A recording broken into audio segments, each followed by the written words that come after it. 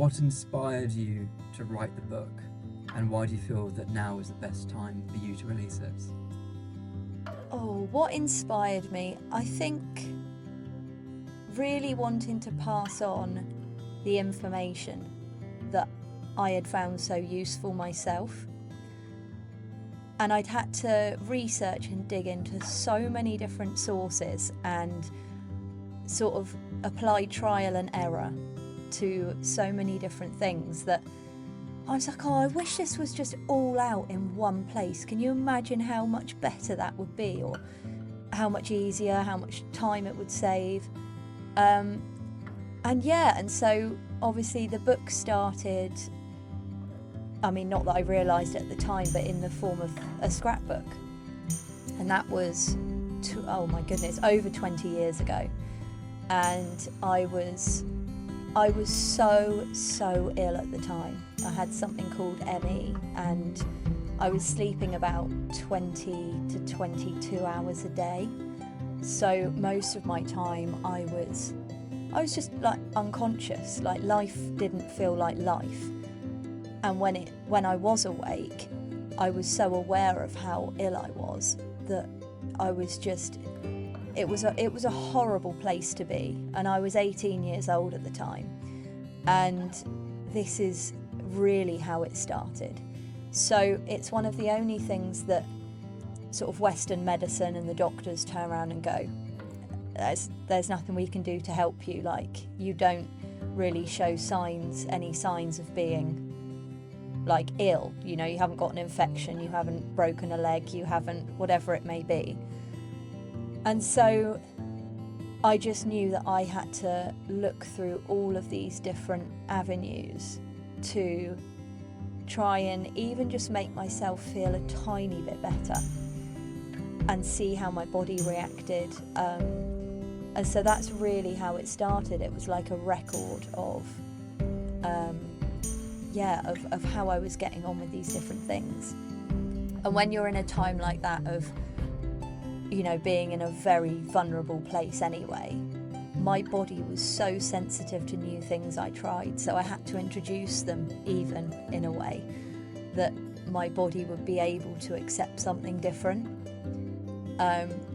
So that's how it started. And I remember, like, the internet did exist, but not like it does today in terms of the information out there. And there was nothing out there at the time. And I just, you know, not that I was religious or anything, but I was like, if there's anyone up there, like literally anyone, if you help me get better, I will share that with the world, you know, and anyone else who's in this position in order to get better. And so when you're starting from a place that low, you sort of just want to get back to normal, first of all. But then what I found is that when you got back to that level, you could use all of the same tools again to then get you to a level that you wanted that was higher than that, like a progression. And so, yeah, and it was the bit that I found was missing in everything, is how all these separate things interlink together. So you could be an expert in any one field, but you have to take in body, mind and spirit in order to heal yourself, because that's what you're made up of. And I think as well, like, the nice thing about the system as a whole is that it takes into account everybody being different, you know, like everyone's so unique in their own ways, and bodies behave differently to the same thing, for example. It just really allows that uniqueness to be taken into account in that whole healing process. And then, you know, going on from there to really find and live a life that you love. Yeah. So from that, what do you hope that your readers will feel or take away once they finish the book? I mean, there's so many answers to that. Really, what they need. It's like if you read through the same book as I read, I'd pick up different things to you. and I've put so much in there that people can hopefully tune into exactly what it is that they need to hear within that book, you know, or the bits that are relevant to them at the time.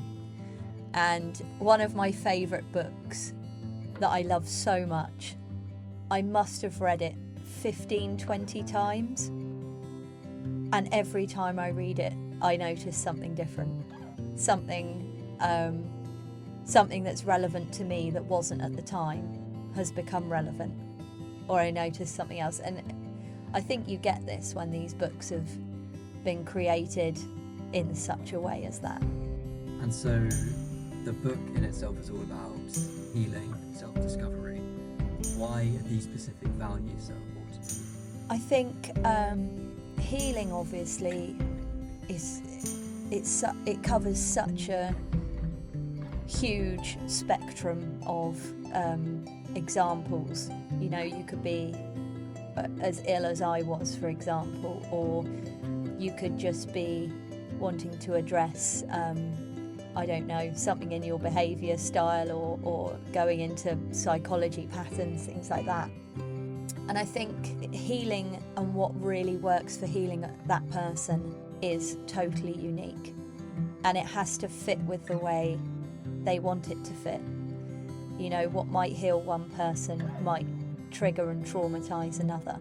So in giving someone control themselves, and also that like autonomy and trust that they're going to do what they need to do, it sort of runs along the same lines as the humanistic based psychotherapy, and Carl Rogers, and he had this ultimate trust in the person, and that their subconscious and their higher self would always know exactly what was right for them.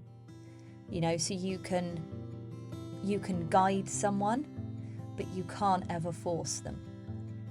You know, and whilst you might know in your head what you think the exact answer is and the exact instruction that person could take on, if they're not in a state where they're ready to receive that information for their own protection, their subconscious and their higher self will not be taking that in.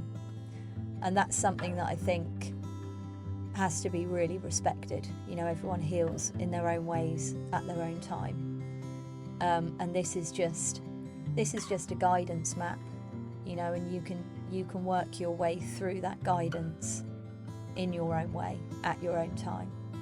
Would you be able to share a moment or message from the book that feels especially powerful or personal to you? I think the most relevant is the recognition of the power that you do actually have. And I know that's a sentence or a phrase that's often, you know, take your power back and use your power, and it's either overused or misunderstood, one of the two. But all that really is taking accountability of exactly where you are in this moment, and then being able to decide and create something from that. So once you've assessed things as they are, honestly, and accepted them, you're then able to use these powers of creation and create change in your life, however you may want to do that, and whatever works out best for you in many different areas of your life. And I think that once you decide on what you want and you declare that as where you want to be, you will just naturally get presented with the lessons that you need to learn in order to become the person that's living in the way that you are going for. And it just aligns. And it's not easy. Those lessons usually suck. And it also, you know, it also requires a lot of discipline, and taking like physical action, which I think is where, you know, these, you know, having your own power and learning how to use that we often hear a lot about like manifestation and, you know, just envisaging like light and love and all of that, which is great, don't get me wrong.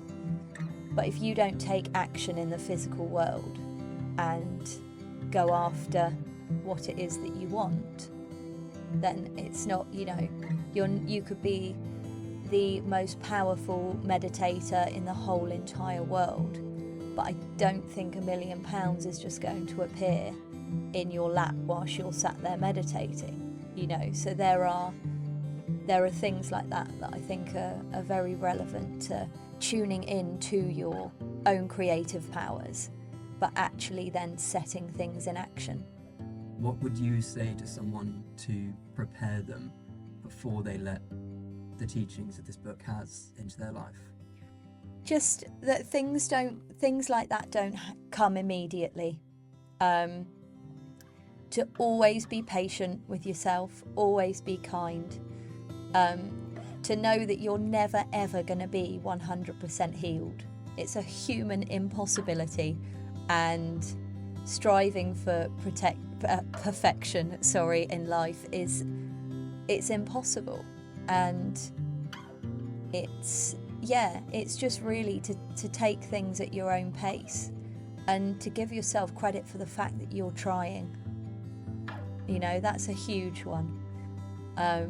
And the energy behind that's very different to someone that almost uses it as a way of punishing themselves for not doing it correctly, or to, you know, these will be new tools for everyone to use, and they're amazing, but you need to learn how to use them.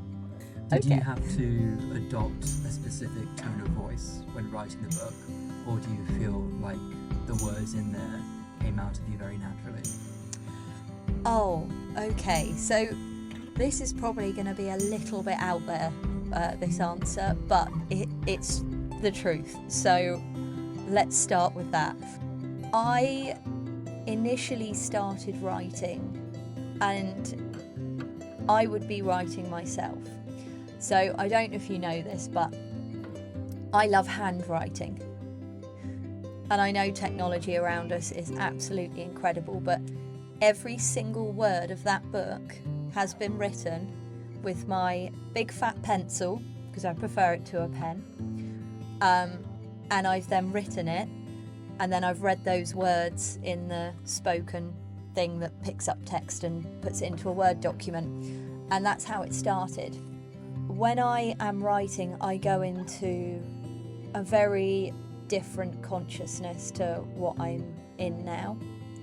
Some of the information that I have had has come from places that I don't know.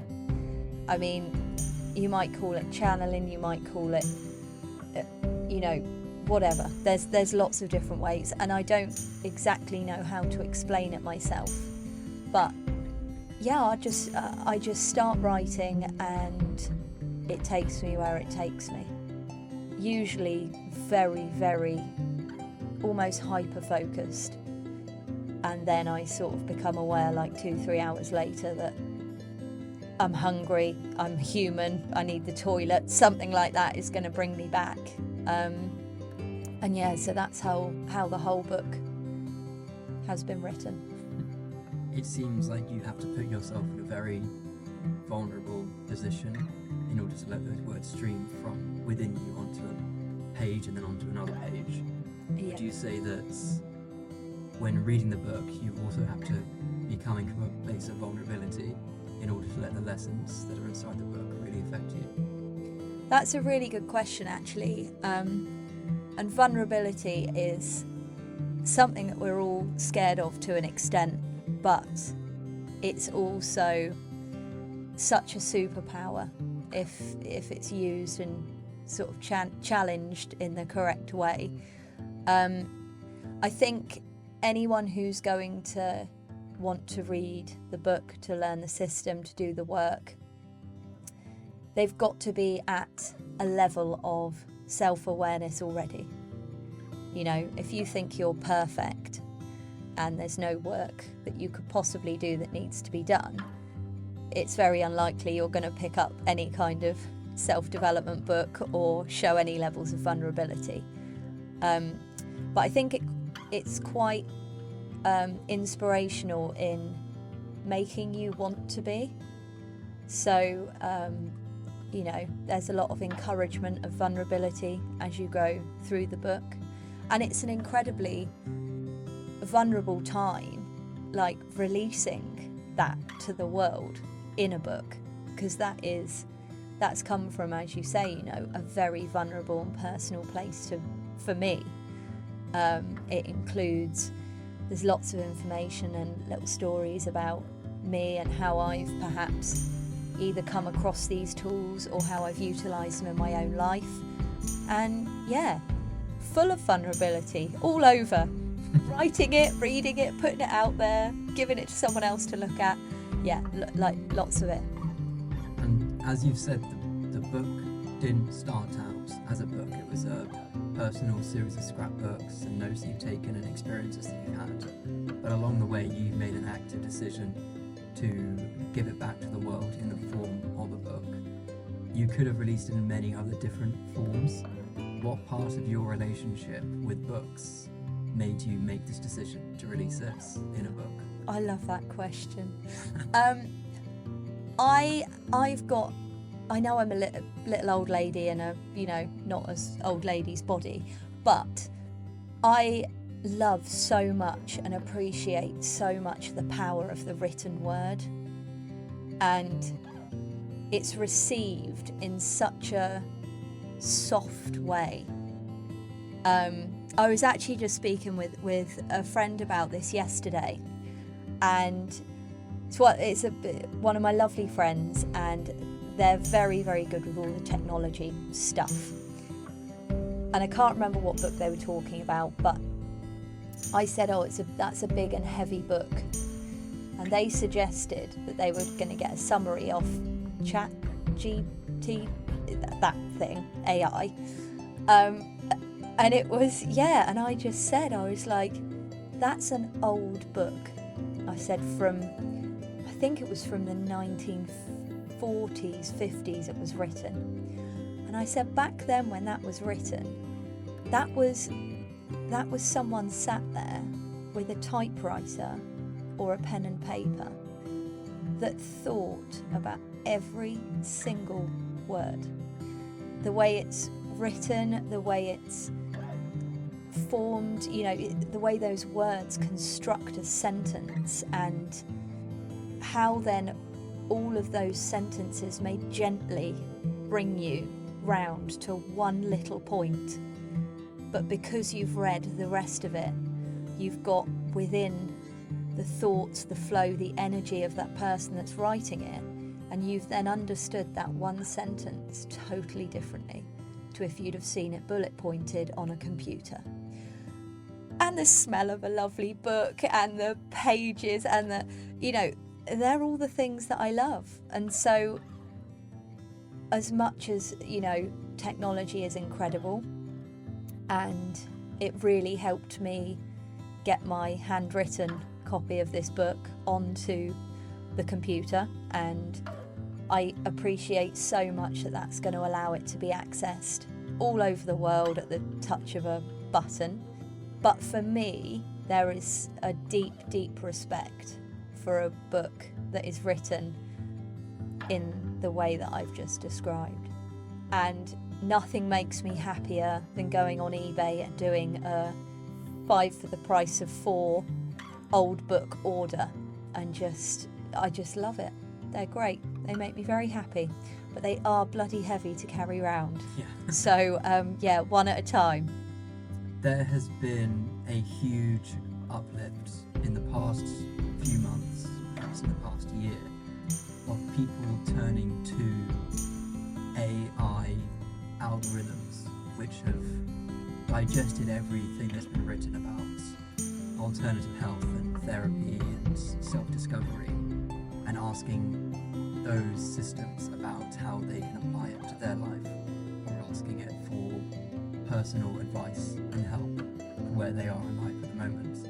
Where do you see handmade product like your book, or person-to-person conversations and guidance, ultimately differing from what technology might be able to offer? Wow. Obviously, I think the initial answer is being human. And as much as we can ever teach a computer certain rules and strict algorithms, humans are very intuitive. They're very reflective. You could tell a computer a lie, and it would have absolutely no idea that was a lie. But a human may be able to pick up on that or look deeper.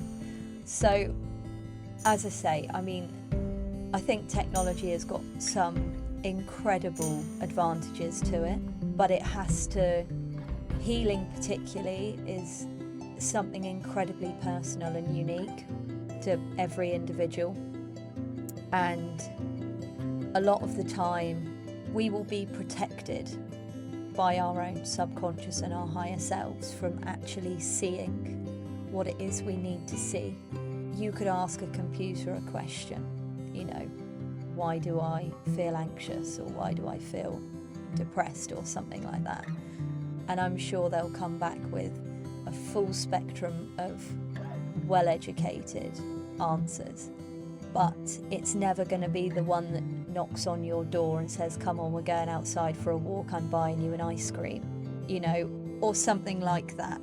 It's never going to be something that can step in human form and provide what is actually really needed to that person in their healing journey. And you may be able to, as I say, get some great advice if you're not ready for person-on-person, therapy or healing of any kind. It may be a very safe place for you to start. So I'm not taking away from it for what it can give you, but it's never going to give you the whole picture. What would you say to someone whose only obstacle to an elevated version of themselves is change? I think that's always the case. Change is inevitable in life. Things are changing all the time. I don't particularly deal with change that well either, but there are certain things in life that you can drive and you can push and you can create movement with, including anything that forms like a change in life. But then there are some things that you have to get the other side of that polarity, which is surrender. And there's only so much you can ever control, if anything. There's only so much that you can change. Surrendering to some of the things that you can't and working on the fact that the only thing you can really control is yourself is probably a very challenging thing to get your head round, because it's scary, but that is the reality. And yeah, change can be very difficult. It's because your ego finds incredible safety and comfort in the same things, so it will try and keep as much as it can the same. So if you can find a way of challenging yourself to embrace that change, whatever that is, whether that's new job, new diet, new country to live in, new style of clothes, whatever, it's always challenging that ego. And that's always a beautiful thing, because you might decide, for example, that whatever it is that you thought is something you're okay with, but the fact that you've challenged it means that it stays in check and it stays true to you. How have you adapted your own experiences that you're including in the book to make them personal to each reader? I think the examples that I've given are how I've personally used something, or one of the things I write about, how that's actually shown up in my life. So I always find that a lot of the time it's ever so easy to read something and even understand it, but to then really feel it in the example of how someone else has done it. Might not be the same as you, but that example gives you a real life example of how that's been used. There's quite a lot of those, and I speak about the difference between knowledge and knowing a lot throughout the book, and again, it's the difference between reading something and then living something, being that same principle that you've sort of read and agreed with and want to live your life like. And so it's really about being able to integrate everything into who you are. I mean, it's a really good thing that everyone's got access to so much information. Incredible experts in, their fields. Self-diagnosis, particularly in psychotherapy, psychologies, things like that. Everyone's going on about, they know their attachment types and their love languages and their, childhood traumas. And it's so great to see that expansion of knowledge that people can now have about themselves. But there's having the knowledge, and then there's going, oh, well, actually, now I know this, what can I do to make it better? And that's the gap that hasn't been bridged yet. Attachment types is quite a good one, especially in the dating world. I've got so many lovely single girlfriends at the moment, and all of them are going, nope, don't want this type, I want that type. And it's great, but all that means is they're the opposite of what they don't want and have been attracting. So they have to heal that part of themselves that has been attracting that in the first place, and then they'll end up coming together and meeting someone that has done the healing themselves. So who would you say this book is for? Who would I say this book is for? Anyone that is looking for something more from their life.